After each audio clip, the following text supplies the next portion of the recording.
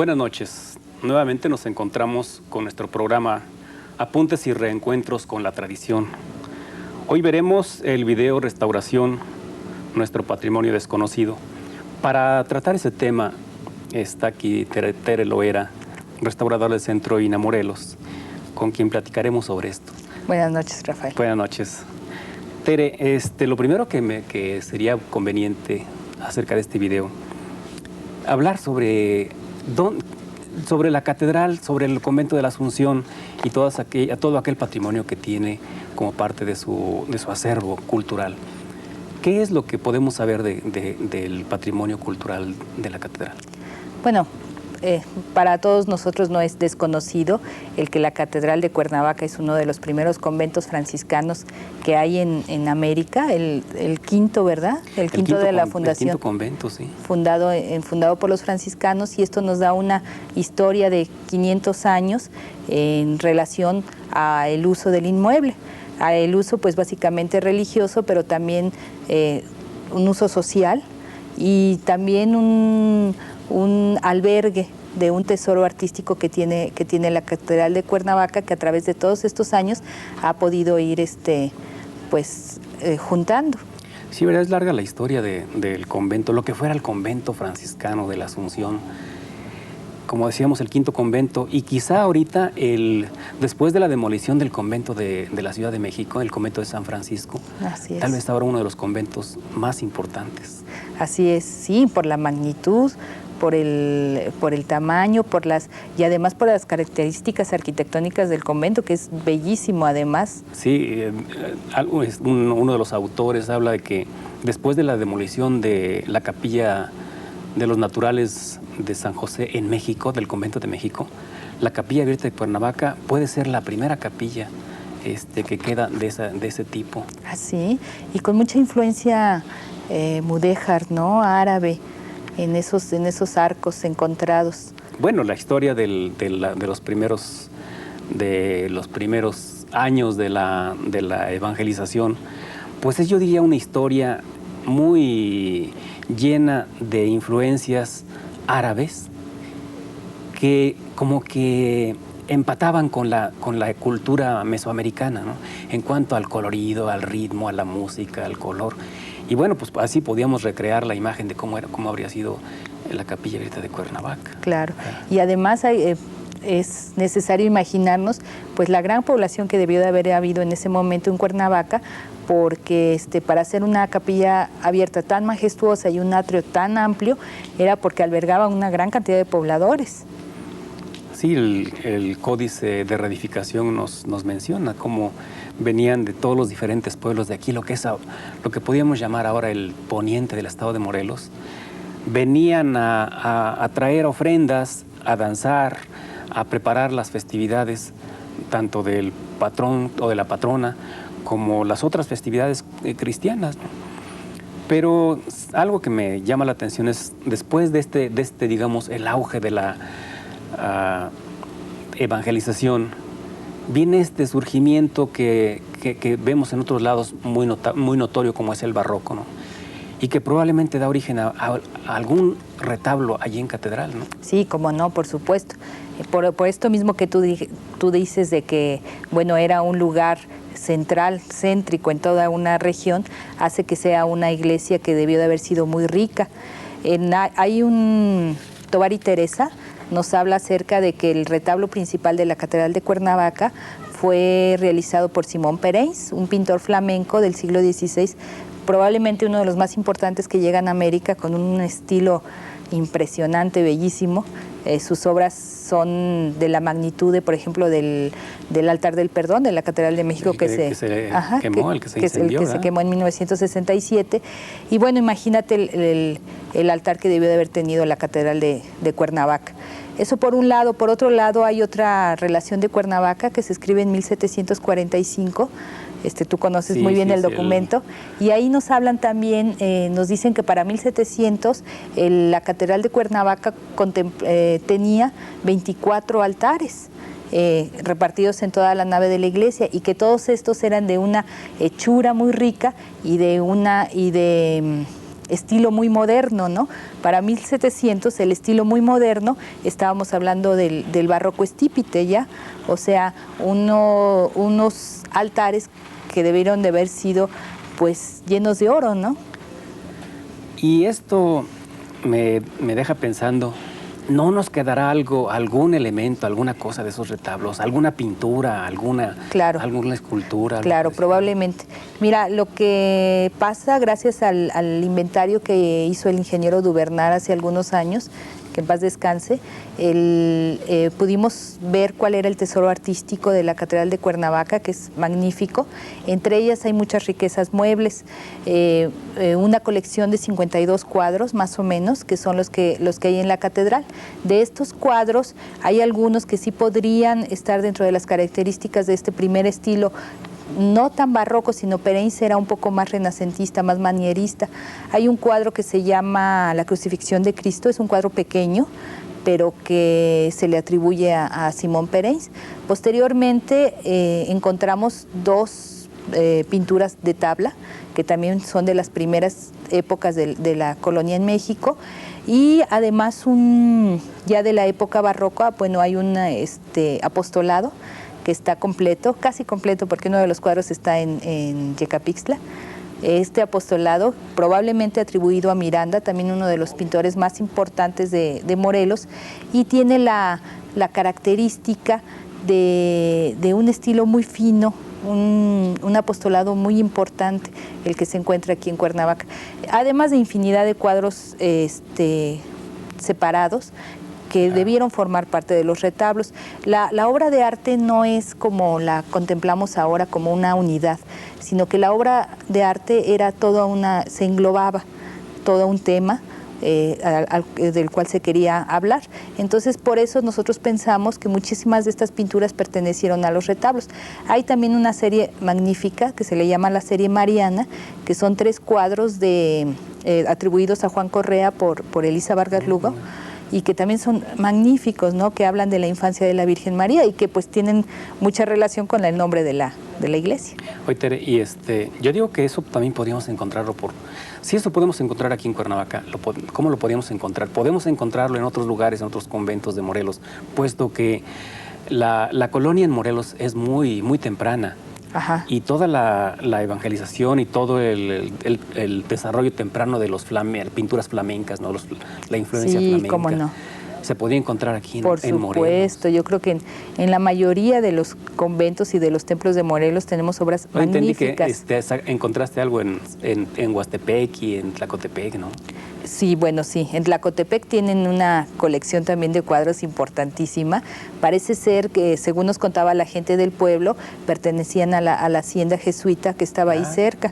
Ajá, y en tiempo de la Revolución se llevaron esos cuadros a la iglesia, porque la iglesia es muy pequeña, tiene sus retablos completos, la de Tlacotepec, y estos cuadros yo diría que son villalpandos, seguramente, porque tienen mucho de ese estilo. También en Huastepec, bueno, hablar de Huastepec es así, muy, muy bello, porque también en documentos hemos encontrado que el retablo principal de Huastepec fue hecho precisamente por Simón Perenz y por Andrés de la Concha, que son los dos pintores que llegan a América en el siglo XVI. Desgraciadamente todos estos retablos no existen, ya se han destruido completamente, pero también la Virgen que se encuentra en la Capilla del Rosario, ahí mismo en Huastepec, pues yo podría asegurar que la podríamos atribuir a Andrés de la Concha. Es muy parecida a los retablos de Yaunitlán en Oaxaca. Oye, esto nos hace así como... Pues entiendo que nos hace muy semejantes en valores de tipo cultural a lo que pueden tener las pinacotecas en cualquier otro lado. Yo diría en México, en cualquier Tepozotlán o cualquier lugar de estos. Por supuesto, hay obras de primerísima calidad. Ahorita me recuerdo también de los cuadros que están en la hacienda de Casasano, ¿no? Que son de primera mano. Cuadros, ajá. Sí. Algunas obras, algunos cuadros de Jonacatepec, del convento de Jonacatepec, también son muy buenos. Bueno, Morelos es un... innumerable la cantidad de patrimonio que hay albergado en Morelos.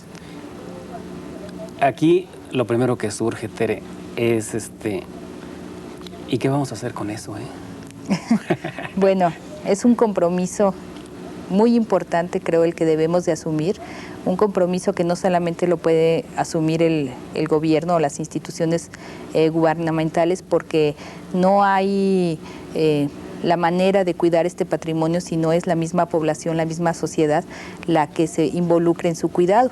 No estamos descubriendo nada, ¿no? Creo que hay países mucho más desarrollados en este sentido, sobre todo los países europeos, que el patrimonio de los pueblos lo consideran suyo y lo cuidan las mismas poblaciones.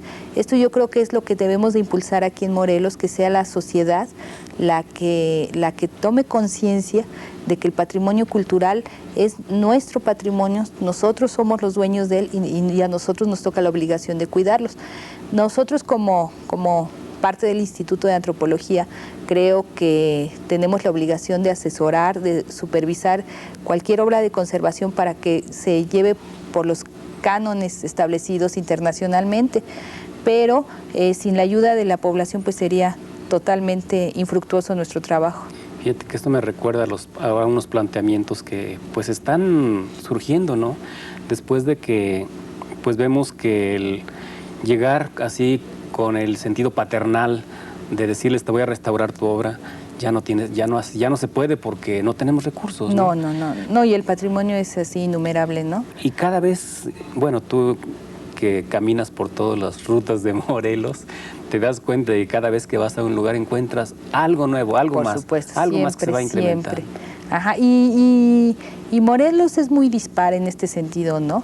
Hay comunidades que son tremendamente conscientes de su patrimonio, que lo cuidan exageradamente, afortunadamente, pero hay otras comunidades en las cuales tú encuentras las iglesias totalmente abandonadas, sin vigilancia, abiertas, entra mucha, bueno, creemos que sin vigilancia, porque probablemente... Eso es lo que te iba a decir, a lo mejor la vigilancia es como en los pueblos, ¿no? Claro, ajá, pero sí, sí hay un descuido, ¿no? Hay muchísimos nidos de murciélagos, de ratones, polvo. Tepalcingo, ¿no? Ajá, entonces sí, Tepalcingo es un problema grave, ¿no? Grave, porque adentro de la iglesia, nos tocó la semana pasada ir en un momento en que la iglesia estaba completamente sola, y no puede uno estar adentro del ruido tan tremendo que hay de los pájaros que viven atrás de los cuadros y atrás del altar. Y eso de día, de noche pues son los murciélagos, ¿no? Sí. Entonces todo este patrimonio que es importantísimo porque Tepalcingo es un santuario a nivel nacional, todo este patrimonio pues se está acabando en una forma acelerada. Sí, y esto me recuerda también en otra capilla muy bonita en Temuac. Ajá. Bueno, hay una, la de San Martín, que tiene el retablo, pero la de San José, la de San José. Con varios cuadros, varias pinturas, ¿no? Que también las veces que yo he ido, ¿no? Pues uno entra y sale y no hay una persona dentro. No. Sí, precisamente creo que dos de los retablos más importantes del estado de Morelos están ahí en San José Temuac, que es el retablo a la Virgen María y el retablo de San Nicolás Tolentino. Este retablo de San Nicolás Tolentino es uno de los primeros retablos salomónicos que existen probablemente en el país. Y es de primerísima calidad, la talla es impresionante. Yo sí creo que sobre todo en estos momentos en que las instituciones como el INAH están en crisis en cuanto a disponer de recursos para esto, ¿no? Tenemos que encontrar alguna manera de poder volver a trabajar con las comunidades para que sean ellas mismas las que vean por su propio patrimonio, ¿no? Claro, y en realidad se trata de medidas sencillas, medidas económicas, pero que lo mismo que hacemos en nuestra casa, que es sacudirla, limpiarla, barrerla, esto mismo ayuda a que nuestros muebles y nuestras cosas se conserven, pues lo mismo pasa en los templos, ¿no? Se necesita solamente un poco de organización y un poco de cuidado con medidas simples que nos pueden ayudar a conservar ese patrimonio. Desgraciadamente hay muchos pinturas, retablos, esculturas que ya se encuentran en un grado de deterioro ya grave, en el cual sí requieren la intervención de un especialista, que no podemos también dejar que manos ajenas se las repinten, que es además una de las problemáticas. Ese es otro de los peligros, Ajá, ¿no? una de las problemáticas más difíciles que tenemos aquí en Morelos es que precisamente existen muchos, les llamamos santeros, que es gente que viene de Puebla, de Amecameca, de la misma Ciudad de México, y es gente que se dedica a repintar las esculturas, quitándoles toda la pátina y toda su historia que tienen a través de muchos cientos de años. Y lo gravísimo, que a la hora de limpiarla se llevan todo, no solo la pátina, sino se llevan hasta la capa pictórica. Sí, sí. Sí, y además ahora con los nuevos productos comerciales, que son todas estas lacas automotivas, vinílicas, acrílicos, todo esto, que son los que usan los pintores para repintar las figuras, estas ya no se pueden quitar. Entonces es una parte de nuestro patrimonio que se pierde día a día en manos de estas personas.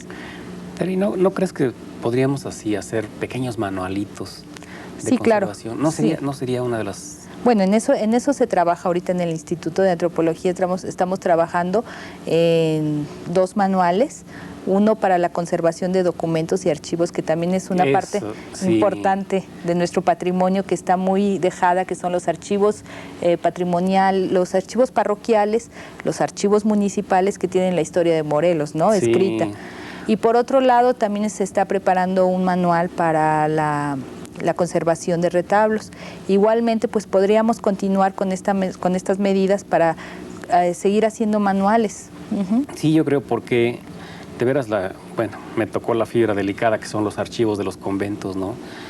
De veras, el archivo de Tetecala, que perteneció al convento de Mazatepec, el archivo de Jantetelco, que todavía está ahí en el convento, tiene documentos muy importantes, inclusive, ¿te acuerdas del museíto que está allí? Por supuesto, está la firma de Mariano. La firma de Mariano Matamoros ahí, claro. Cuando en los bautizos ahí. Ajá. Y bueno, en algunos casos, como el archivo de Zacualpan, pues aunque ya está llevado a un lugar, está protegido, digamos, para evitar el robo, el material pues también está en proceso de degradación, ¿no? Así es. Y igual el de Ocuituco, ¿no? Aunque el padre que está allí es muy cuidadoso y además es orgulloso de su archivo. Claro. ¿No? Todo el mundo que llega a ver a su archivo, ¿no? Ajá. Pero yo digo que de todos modos están en un proceso como podríamos en proceso de perderse. En proceso de destrucción. Yo creo que las cosas hay que llamarlas por su nombre para poder asentar la gravedad del problema, ¿no? Sí es muy grave lo que está pasando en Morelos en cuanto a los archivos, en cuanto a los documentos. Se está perdiendo una gran historia que está en ella. Lo que los investigadores hacen es un gran esfuerzo, pero muy pequeño en relación a lo que es la historia de Morelos.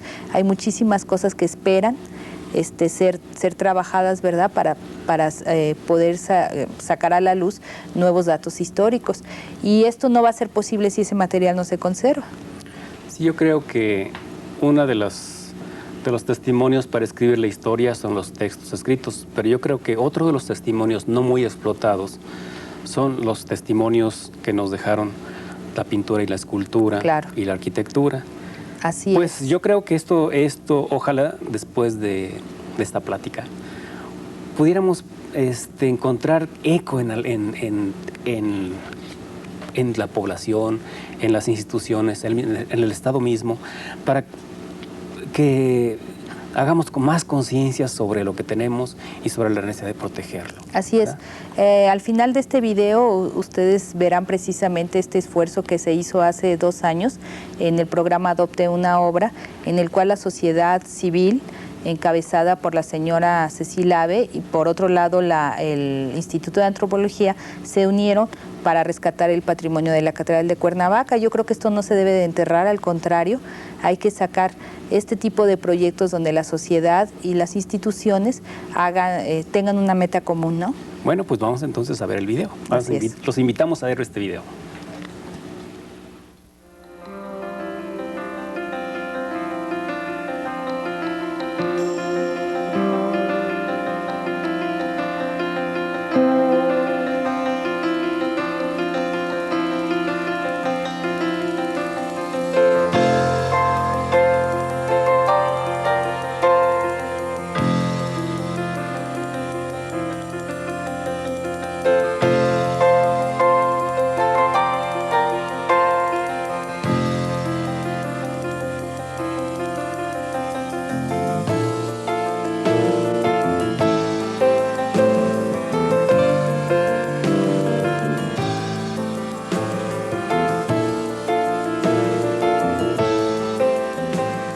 Restaurar, conservar, cuidar el patrimonio cultural del Estado de Morelos es labor del Taller de Restauración del Instituto Nacional de Antropología e Historia. Para ello, realizan trabajos en diferentes comunidades con el fin de crear conciencia de la riqueza que nos heredaron nuestros antepasados. Quédese en Morelos. Restauremos nuestro patrimonio desconocido. La restauración en realidad es un trabajo, yo diría que un trabajo técnico, tanto como intelectual, pero principalmente es práctico, digámoslo así, ¿no? Cuando una obra de arte llega al taller de restauración, lo primero que hacemos es una historia clínica para conocer precisamente la pieza. Si es posible y si la pieza lo requiere, tendríamos que hacer algunos exámenes de laboratorio para conocer un poco más sobre la técnica de la obra, ¿no? de la cual vamos a trabajar. Es muy importante que entendamos que la conservación no siempre se va a ver en una pieza que se restaure. La conservación es la manera como nosotros detenemos el deterioro y muchas veces es en la estructura de la pieza, no en la imagen de la pieza, no en la parte externa. Posteriormente ya se hacen ya los trabajos de restauración, que sería ya la reintegración de color, los barnices, todas estas piezas, todos estos procesos, que van a hacer que la pieza vuelva a tener una imagen como la tuvo en un principio.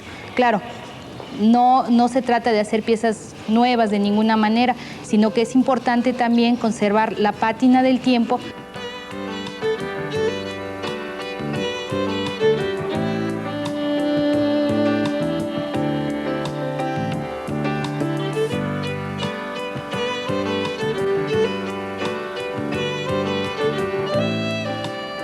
La paciencia y la dedicación y un profundo amor por las obras de arte son las herramientas para que el taller de restauración realice la conservación de nuestro patrimonio. El taller de restauración se conservan todas las piezas que sean susceptibles de estar en un museo. Entonces trabajamos diferentes materiales y en diferentes partes. En realidad la finalidad del taller de restauración es custodiar los objetos que tiene el Instituto Nacional de Antropología a su cargo. En este aspecto, bueno, hay varios. Es el material que sale de todas las excavaciones arqueológicas o que se encuentran en las zonas arqueológicas. Y por otro lado, el material que se encuentra en los museos que tiene el INAH en el estado de Morelos. En cuanto al trabajo que se hace para los museos, pues principalmente en este caso es la conservación de material metálico, de cestería, textiles, por ejemplo, también algunos documentos importantes que se tienen que restaurar, también se hace este tipo de trabajos.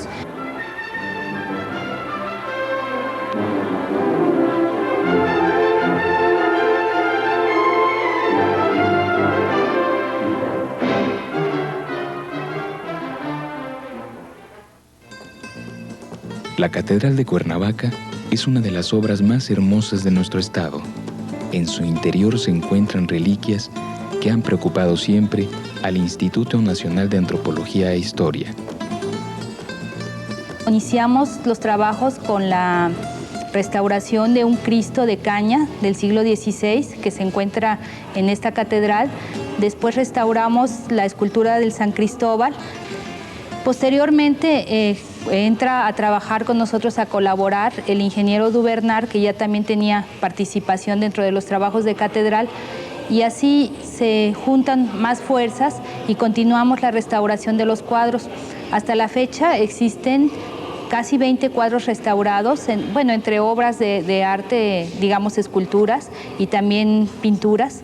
Se ha restaurado una gran parte de la pinacoteca de catedral y estamos por comenzar el segundo proyecto, que sería de 29 cuadros que se van a restaurar en este año.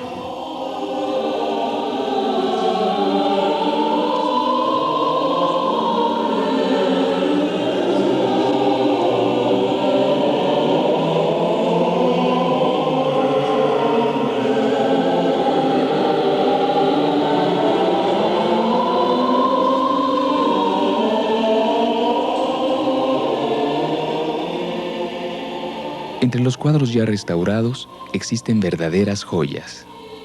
Entre ellos está la serie Mariana, que son 3 cuadros bellísimos que están atribuidos a Correa por la doctora Elisa Vargas Lugo, 2 cuadros de la Virgen de Guadalupe, en fin, han sido muchas.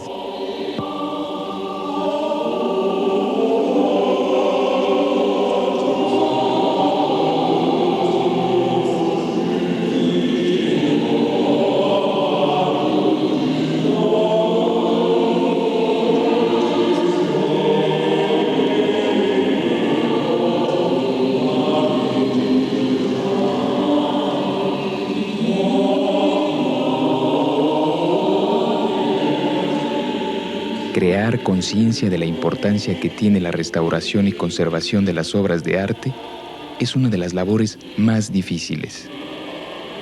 Hace unos 3 o 4 años se realizó aquí en Morelos una sociedad que se llama Sociedad Defensora del Tesoro Artístico. Esta sociedad estuvo precedida por el ingeniero Duvernar y en ella se empezaron a apadrinar cuadros, ¿verdad? Alguna persona daba el dinero para que se comprara el material para la restauración de algún cuadro. Después, el año pasado, se hizo una sociedad en México que se llama Adopte una obra de arte. Primero empezó en el Museo de Tepozotlán. Ahora es un programa nacional donde lo preside la señora Adriana Salinas de Gortari. Esta sociedad pretende que igualmente haya padrinos, gente que sea mecenas, ¿verdad? Por decirlo de alguna manera, sea mecenas de los cuadros y pueda dar el dinero para que estos cuadros se restauren. Aquí en Morelos existe ya la Sociedad Defensora del Tesoro Artístico, donde su presidenta es la señora Cecil Camil de Ave. Con ellos estamos trabajando, ya tenemos un programa de cómo se va a hacer la restauración de estas 29 piezas. La sociedad ha trabajado mucho y ha logrado conseguir padrino para todas las piezas de caballete que hay en la Catedral de Cuernavaca. Así es que lo que nos resta en este momento es empezar los trabajos, empezar las restauraciones que se van a hacer simultáneamente. El INAH va a aportar trabajo, ¿verdad?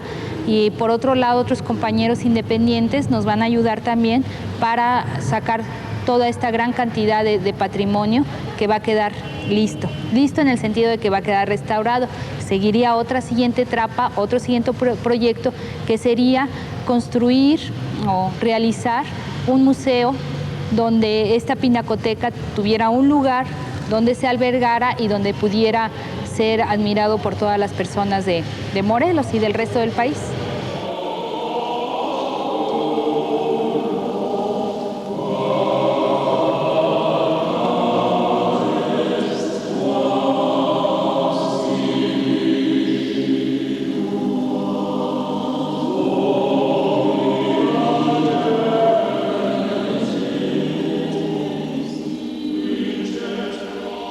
La restauración de la pintura de Caballete es distinta en cada una de las piezas.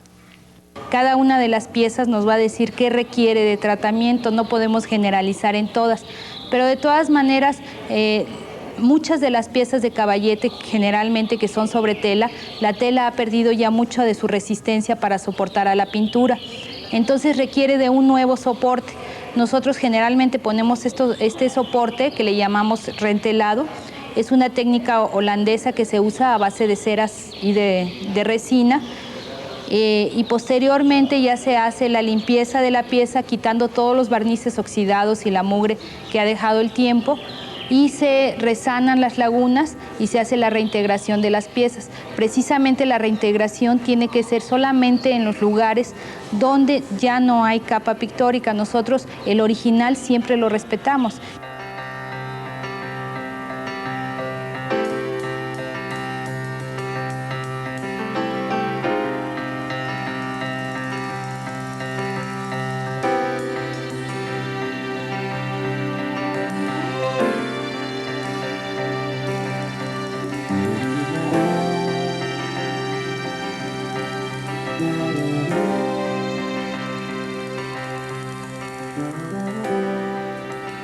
En general, podríamos decir que el cuadro sobre tela es posterior en México. Las primeras pinturas que tenemos son más bien sobre tabla, y ya estas en catedral, que son sobre tela, son del mediados del siglo XVII y siglo XVIII.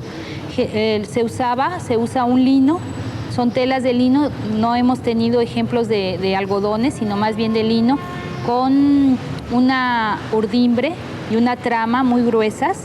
Esta tela que va sobre un bastidor también se prepara igual, o sea, se le pone una capa de carbonato con cola, que es la base de preparación, y ya sobre esto se pinta al óleo.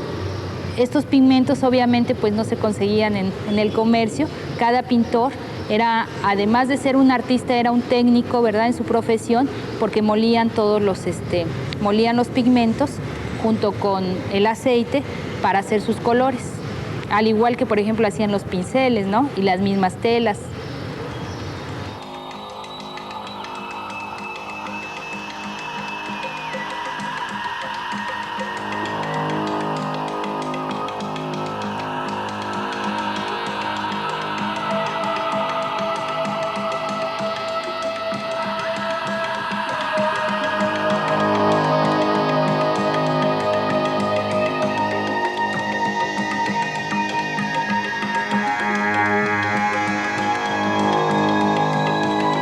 El taller se dedica principalmente a restaurar y a conservar las piezas que son custodiadas por el INAH. En esto vendría a ser todo lo que sería el mantenimiento de las zonas arqueológicas en cuanto a piezas que salen de las excavaciones.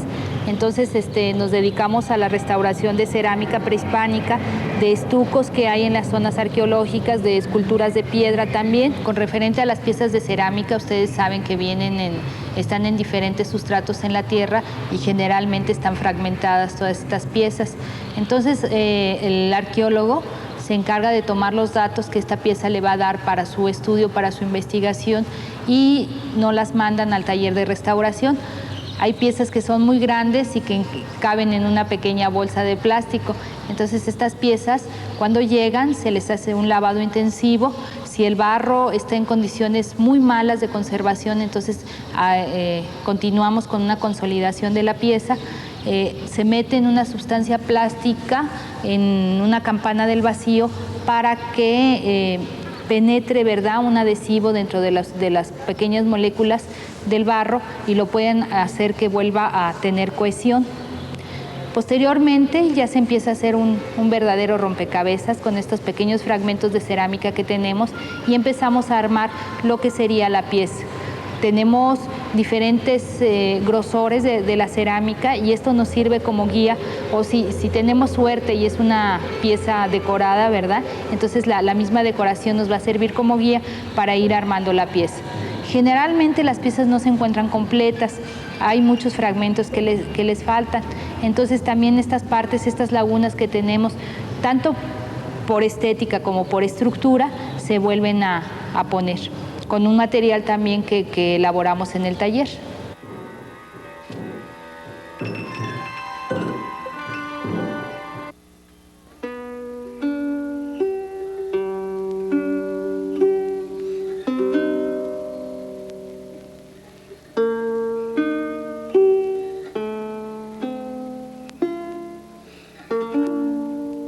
La evangelización cumplió un papel determinante en nuestra historia, y la obra mural fue testigo de ello. Hasta ahorita hemos estado hablando de puro material que nosotros le denominamos material mueble. Esto quiere decir que son objetos que se pueden mover, que se pueden llevar de un lado a otro. Pero existen además otras dos disciplinas que nosotros manejamos, que son inmuebles, ¿verdad?, que sería la pintura mural y serían los retablos de las iglesias. Estas dos patrimonios, por su monumentalidad y por su grandiosidad, pues imposible, ¿verdad?, moverlas de su lugar de origen, sobre todo la pintura mural. Entonces estos objetos sí se trabajan dentro de su in situ, digámoslo así. La pintura mural en el estado de Morelos es muy importante, creo que es una de las pinturas que ejemplifican mejor cuál es la iconografía y cuál es el simbolismo de toda esta pintura en el siglo XVI en México. Tenemos ejemplos bellísimos en todo el estado, en los conventos de Tlayacapan, de Huastepec, de Tlaquiltenango, en fin, en muchísimos, Tetela del Volcán. Son muchos los que tienen ejemplos de pintura mural. Generalmente en el siglo XVI la pintura mural se hacía monocroma, era de blanco y negro, y en ellas se trataba de poner imágenes que les iban a enseñar a los indígenas la doctrina del viejo mundo, ¿no? que llegaba hacia América. Dentro de esta restauración que se hace de la pintura mural, bueno, más o menos al igual se hace la limpieza de los muros. El principal problema que nos encontramos son las oquedades, o sea, las bolsas de aire que hay entre el soporte, que sería nuestro muro de piedra, y los aplanados donde está puesta la pintura. Se hacen unas bolsas de aire por el tiempo, por los movimientos telúricos, por la humedad, y son por donde más peligra la pintura de empezar a desprenderse y empezar a deteriorarse. Estas oquedades se inyectan con un material a base de cal para que vuelvan a adherirse al muro. Entonces, como les había dicho yo antes, este trabajo de conservación generalmente no se ve. Trabajamos principalmente entre el soporte y los aplanados, es donde lleva el mayor trabajo para conservar la pintura. En realidad lo que hacemos encima de la pintura sería nada más la limpieza y la reintegración, dependiendo también de los murales. Muchas veces la reintegración es difícil de realizar o materialmente imposible, porque no tenemos el dato exacto de cuál era la imagen que se estaba presentando. Nosotros también, respetuosos de la cultura pasada y del patrimonio que nos dejaron nuestros antepasados, no podemos tratar de inventar lo que nosotros suponemos que había en esa imagen. Simplemente muchas veces miembro de algún santo, ¿verdad?, no lo podemos integrar porque no sabíamos exactamente cuál era su posición. Entonces, si no tenemos la referencia exacta de lo que vamos a reintegrar, preferimos dejar esta parte como laguna y no empezar a hacer invenciones ni falsificaciones ni en los murales ni en los cuadros.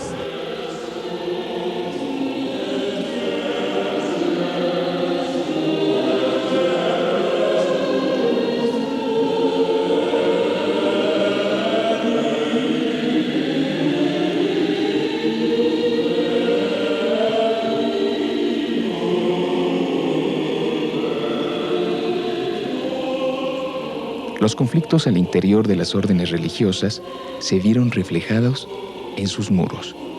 Sí, hemos encontrado muchos ejemplos de estos. Por ejemplo, en el convento de Huastepec, si ustedes recuerdan, en el claustro bajo están pintados 12 santos alrededor del claustro. A la hora de hacer las limpiezas nos dimos cuenta que no solamente era una capa de pintura mural, sino que eran 3, y en estas capas había diferentes atributos a la figura. O sea, que quería decir que era primeramente, ¿verdad?, se pintó un santo con sus atributos para decir que era, no sé, por ejemplo, San Francisco o alguno otro, o San Agustín, y posteriormente se cambiaron estos atributos para reforzar una devoción que posteriormente se hizo a otro santo. En los cuadros, también en una pintura muy bella que existe en la Capilla del Rosario de Huastepec, nos pasó lo mismo.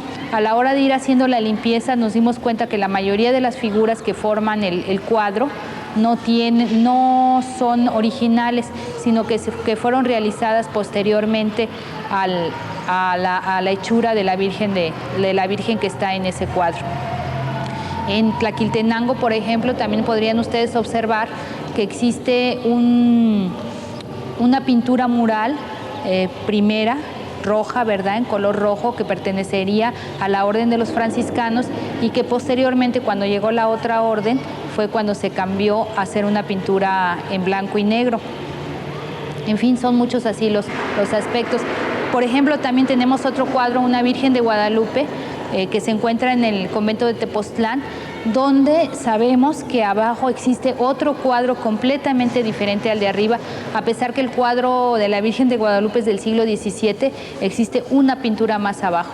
Sin embargo, en este caso no es posible limpiar ya una imagen que tiene una historia, que tiene una tradición en el pueblo, para ver qué es lo que hay abajo de esa pintura.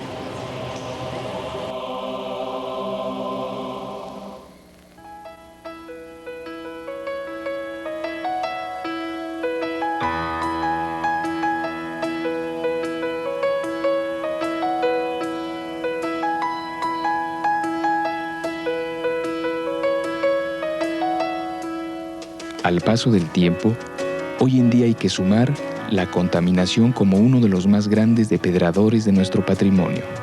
Ese es un gran peligro para todo nuestro patrimonio cultural en todas las zonas urbanas del país. Aquí en Morelos, aquí en Cuernavaca principalmente, tenemos dos graves problemas. Uno de ellos sería las vibraciones que ocasiona la gran cantidad de camiones que hay por el centro de la ciudad de Cuernavaca. Esta vibración que ocasionan los camiones muy pesados hace que la piedra empiece a hacerse pulverulenta, debido a que es una constante vibración día y noche, y esto ocasiona que el material se vaya haciendo polvo poco a poco. Como ejemplo tenemos aquí la fachada de Guadalupe, ¿verdad?, que está aquí enfrente de Catedral, la fachada de la iglesia de San Diego en Cuautla también, que se están desmoronando poco a poco y que no hay una técnica de conservación que pueda remediar el problema. El problema más bien se podría remediar de alguna manera externa. Sería quitando un poco el tráfico, ¿verdad?, en los centros de las ciudades, para que así ya estas vibraciones no afectaran a la piedra. Aquí en Morelos las piedras generalmente son de tipo sedimentario, tipo canteras, que son de una dureza muy baja. Esto nos da, bueno, el resultado son obras muy bellas, ¿verdad?, obras muy trabajadas, pero al mismo tiempo, como la piedra no es muy dura, se desmorona muy fácilmente. El otro problema del que hablábamos era la contaminación.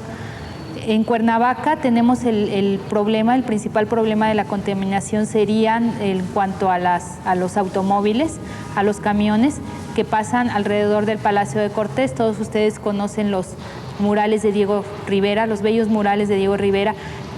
Diego fue un gran teórico, ¿verdad?, un gran técnico dentro de la técnica al fresco.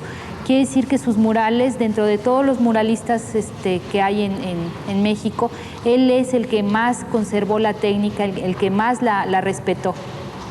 Esto nos da como resultado que los murales estén en buenas condiciones de conservación, pero que en estos momentos estén muy oscurecidos por la presencia de contaminantes, principalmente sulfuros, que son los que ocasionan, al adherirse a la pintura que está hecha en una capa de carbonato de calcio, de cal, hace que se vaya picando. Por eso es importante también aislar estas pinturas, estos murales, aislarlos del medio ambiente. El Instituto Nacional de Antropología propone que los arcos que están afuera, ¿verdad?, de este corredor de donde están los murales de Diego Rivera, se les ponga un vidrio, un cristal, quizá una ventana de acrílico, obviamente, ¿verdad?, dejando que, no haciendo un microclima dentro de este corredor donde la humedad se intensifique, sino teniendo la suficiente ventilación, la suficiente luz para que los murales queden dentro de un medio ambiente regular hasta donde han estado hoy en día, pero que se les pueda aislar de los sulfuros, de los humos contaminantes de los camiones que pasan por la calle de Leiva.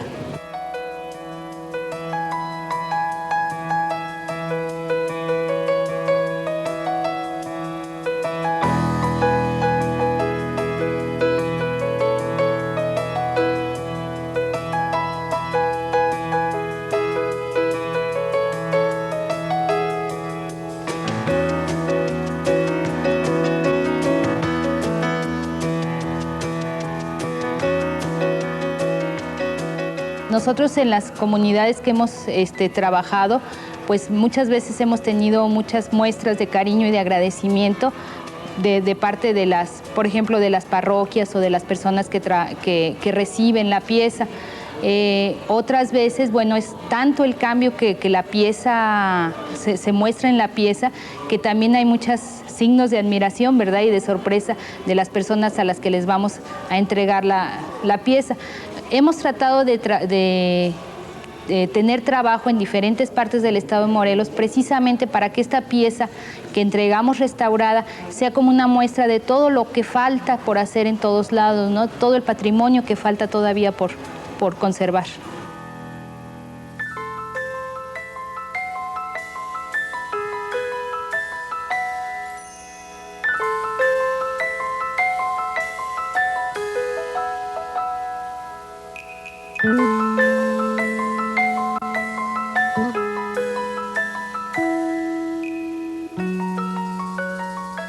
Aun cuando suele ser muy satisfactorio el oficio de restaurador, es poco conocido en nuestro país.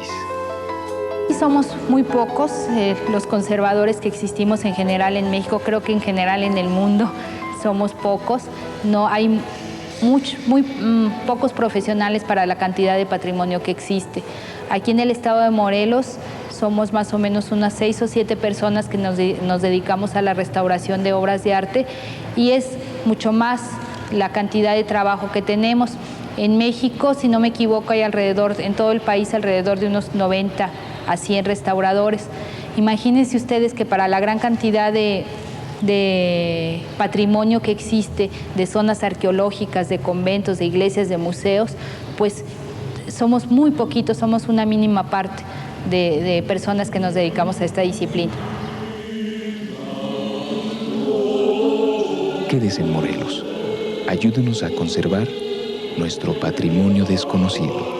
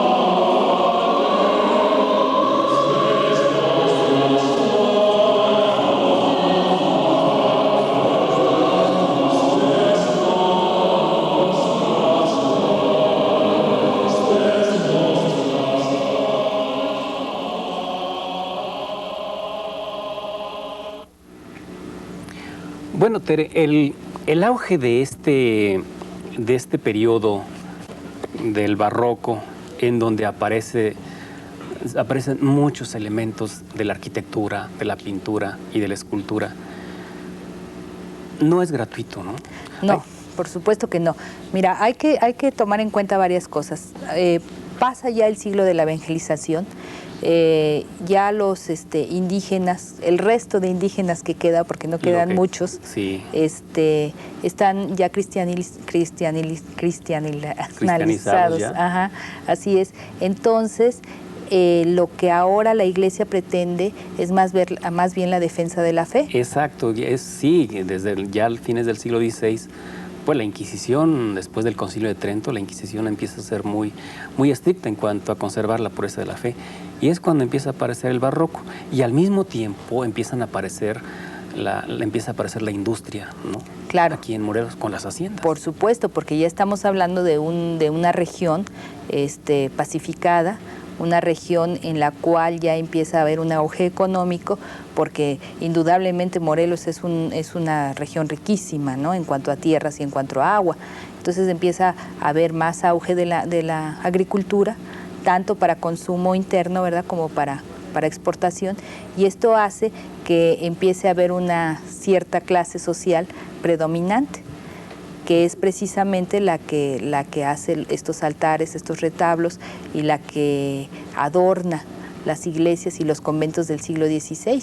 Porque es muy curioso, aquí en Morelos no existen ya después del siglo XVI muchas construcciones grandes, ¿no?, majestuosas, sí. Sino que se reutilizan los mismos conventos anteriores, pero empiezan a decorarse en su interior. Y esto se debe, bueno, a que ya existe personas que pueden comprar indulgencias o hacer obras pías, y ¿verdad? Comprar títulos. También comprar títulos. Y con los títulos, bueno, muchas también cosas se pueden comprar, ¿verdad? No es como actualmente, pero parecido. Parecido.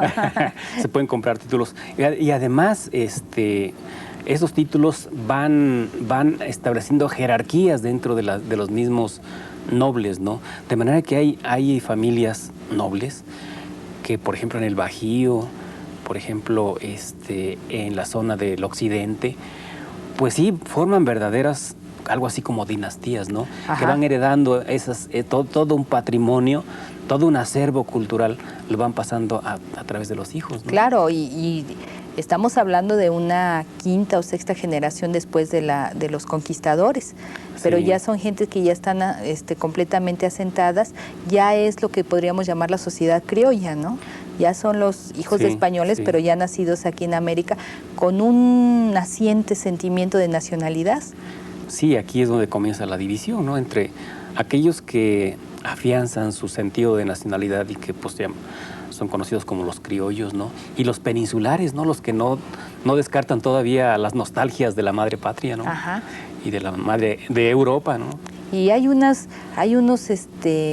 noticias acerca de la ostentación de aquellos tiempos, pues impresionantes, como aquel minero en Guanajuato, ¿no? Que tapiza de plata el camino donde va a pasar su hija, o el mismo Borda, ¿no? El Borda le haces una... que hace el Santa Prisca, que debe haber sido así maravilloso como lo es hasta la actualidad, pero lo que significa como ostentación personal también. Y que bueno, es lo que viene a llegarnos como las obras de arte del barroco, ¿no? Como Así Santa es, Prisca. así es. En el Borda, pues bueno, aquí también, para un hijo sacerdote, pues hace toda una mansión que es el Jardín Borda, Imagínate, ¿no? Sí, como no. que ya nosotros ya no vamos a poder dejar eso a los hijos, No, ¿verdad? para nada. Yo pienso que a partir de esta economía es el gran desarrollo del patrimonio, bueno, para este periodo, ¿no? El patrimonio que tiene que ver mucho con la pintura y con la escultura. Y después esto tiene algo así como un fin, ¿no? Yo creo que para el siglo XVIII como que empieza a desaparecer este patrimonio, este afán por los retablos, el afán por las pinturas, por las esculturas, lo ¿no? que pasa es que cualquier estilo tiene un ciclo, ¿no? De vida, y eso es lo que pasa con el barroco. Así mismo se empieza a destruir, en el sentido de que ya no se encuentran formas nuevas o nuevas formas de expresión, sino que ya son repetitivas, y entonces es cuando empiezan los artistas a reflexionar acerca de otra manera de expresarse. Claro, y viene pues la influencia también ya, como ya América forma parte del concierto mundial desde ese momento, pues vienen las influencias que están desarrollándose en Europa, ¿no? Así Con es. la venida del neoclásico, ¿no? Una vuelta, digamos, a la sobriedad como un rechazo a la gran cantidad de decoración a la que llega el barroco, que podíamos llamar el famoso churrigueresco, Sí, o ajá. la capilla del Rosario en Oaxaca o en Puebla, Puebla, ¿no? Claro, sí, te digo, llega un momento en que, como siempre pasa en la historia, bueno, se hace una nueva expresión artística que está en contra de la anterior, y por eso el neoclásico es un estilo más bien sobrio, más bien elegante, que vuelve a lo que vuelven casi todos, que es a la cultura clásica, ¿no? De Grecia y Roma, que tiene una influencia impresionante en toda la historia del arte moderno. Claro. Pero también hay que tomar en cuenta que el neoclásico también tiene la gran ventaja de nuevos avances tecnológicos, que hacen que estos altares, bueno, ya sean de mampostería, que ya sean ya no son de piedra tallada, pero con estos elementos totalmente clásicos y muy puristas. Sí, y yo creo que sucede como en todos los horizontes culturales, ¿no? Hay una descomposición porque si te acuerdas, gran parte de Morelos para el oriente, pues es de un barroco popular, ¿no? Sí. En cuanto a arquitectura de dimensiones ya reducidas, ¿no? En cuanto a su pintura, pues empiezan a ver estas pinturas ya naif o como populares. Sí, muy populares, inocentes, ¿no? muy inocentes, así es. Y la proliferación de los retablos dedicados por algún milagro, por algún acontecimiento, Ajá, ¿no? como iconos más bien, Sí. que también se les denomina retablos, pero son estos para conmemorar algún milagro. Sí, una ofrenda a un santo por haber recibido algún milagro. Bueno, Tere, pues yo creo que es importante recordarle a nuestro auditorio la necesidad que tenemos de conservar nuestro patrimonio cultural, ¿no? Así es, porque hay que recordar que este patrimonio no se vuelve a realizar nunca jamás, ¿no? El tiempo y el espacio es único, entonces son materiales no renovables. Pues sí, y esperamos que este video pues despierte en ustedes la necesidad y la conciencia de conservar lo que es nuestro patrimonio, que como dice Tere, pues es un patrimonio que una vez destruido es irrecuperable. El tiempo y el espacio no regresan. Buenas noches.